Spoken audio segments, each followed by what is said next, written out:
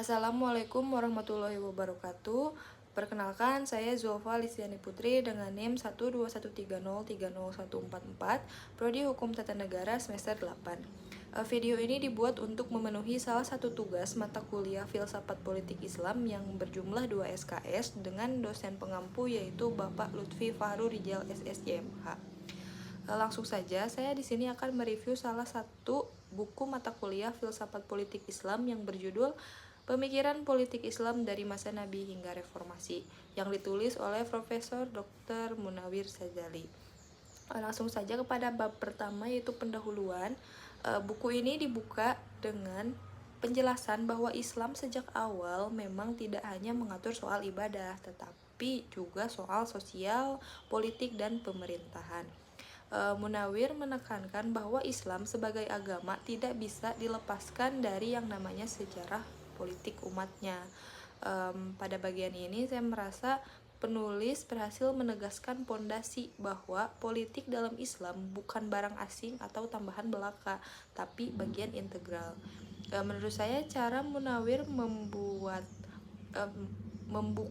pembahasan ini membuat pembaca punya kerangka berpikir bahwa bicara politik Islam tidak bisa lepas dari teks agama sekaligus realitas sejarah. Lalu masuk kepada bab 2, yaitu politik pada masa Nabi Muhammad SAW. Nabi Muhammad mendirikan masyarakat Islam pertama di Madinah dengan Piagam Madinah. Piagam itu mengatur hubungan antara Muslim dan non-Muslim serta menekankan prinsip kebebasan beragama, keadilan, dan musyawarah. Nabi berfungsi ganda, yaitu sebagai pemimpin spiritual sekaligus kepala negara. Menurut saya pada bagian ini menunjukkan betapa modernnya pemikiran Nabi untuk masanya. Piagam Madinah itu ibaratkan konstitusi pertama dalam Islam. Jujur saja saya pribadi kagum bagaimana bisa Nabi membangun masyarakat yang inklusif di tengah keragaman agama dan suku itu. Lanjut kepada bab ketiga, yaitu pada masa Khulafaur Rasyidin. Abu Bakar dipilih melalui musyawarah para sahabat, kemudian Umar bin Khattab ditunjuk langsung oleh Abu Bakar sebelum beliau wafat. Kemudian yang ketiga, Utsman bin Affan dipilih lewat Dewan Syuro, dan terakhir Ali menjadi khalifah setelah melalui pergolakan politik. Masa ini dianggap sebagai periode ideal karena masih dekat dengan semangat Nabi, meski penuh konflik internal, fitnah, dan juga perang saudara. Sistem pemilihan khalifah yang beragam ini menunjukkan bahwa Islam tidak memberikan satu model baku dalam politik, tapi justru ada fleksibilitas.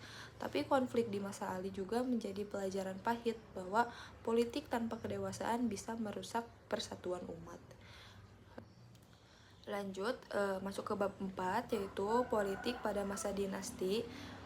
Kekuasaan berubah dari sistem khilafah menjadi monarki turun-temurun. Kekuasaan seringkali bersifat otoriter, mulai dari kritis, tapi ada juga yang justru melegitimasi kekuasaan demi stabilitas. Meski begitu, masa ini juga membawa kejayaan ilmu pengetahuan, budaya, dan juga ekonomi. Saya melihat disinilah pergeseran besar dalam sejarah Islam dari kepemimpinan yang idealis ke sistem dinasti yang pragmatis. Agak miris sih membaca bagian ini karena terasa Islam yang awalnya egaliter kemudian dikerdilkan jadi urusan kekuasaan keluarga. Lalu masuk ke bab 5, yaitu pemikiran politik Islam klasik. Al-Mawardi menulis Al-Ahkam Al-Sultaniyah, memberikan teori lengkap tentang pemerintahan Islam. Kemudian ada juga Ibnu Khaldun, lebih filosofis dengan teori siklus kekuasaan, bangkit, jaya, kemudian runtuh. Bagian ini menurut saya penting karena menunjukkan bahwa politik Islam juga lahir dari pemikiran rasional, bukan hanya dalil agama.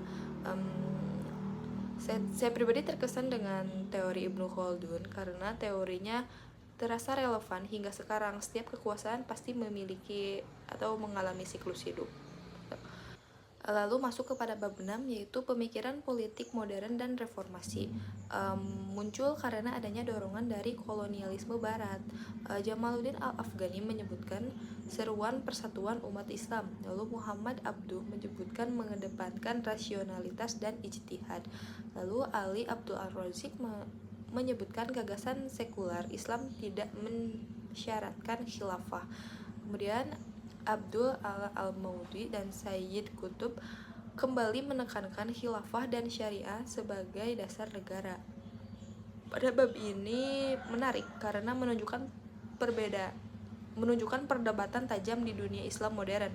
Apakah Islam perlu diwujudkan dalam bentuk negara, formalistik, atau cukup jadi nilai moral saja? Menurut saya pribadi, pendapat dari Ali Abdul Ar-Razi sangat berani untuk masanya meskipun ya kontroversial. Selanjutnya masuk ke dalam bab ke-7, pemikiran politik Islam di Indonesia. Islam berhadapan dengan ideologi kebangsaan Indonesia. Ada kelompok yang ingin syariat masuk ke dalam konstitusi, tapi ada juga yang menolak.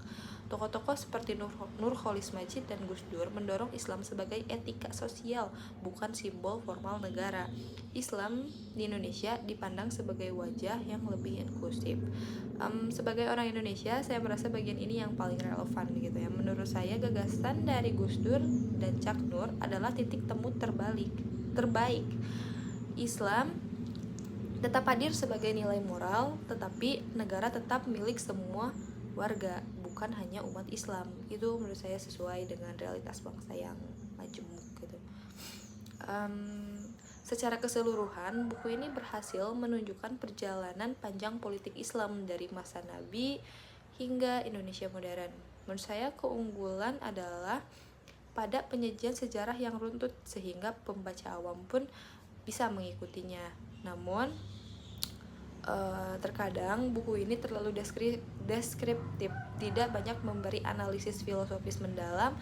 Meski begitu, justru karena itu buku enak dibaca dan cocok untuk menjadi pengantar dalam mata kuliah filsafat politik Islam. Bagi saya pribadi, pelajaran terpenting dari buku ini adalah bahwa politik Islam bukanlah sesuatu yang kaku. Sejak awal sejarahnya, Islam memberi ruang fleksibilitas dalam bentuk pemerintahan. Yang penting bukan label Islam pada negara, tetapi nilai keadilan, kemanusiaan, dan musyawarah yang dijalankan. Terima kasih. Mungkin cukup sekian yang bisa dapat saya sampaikan.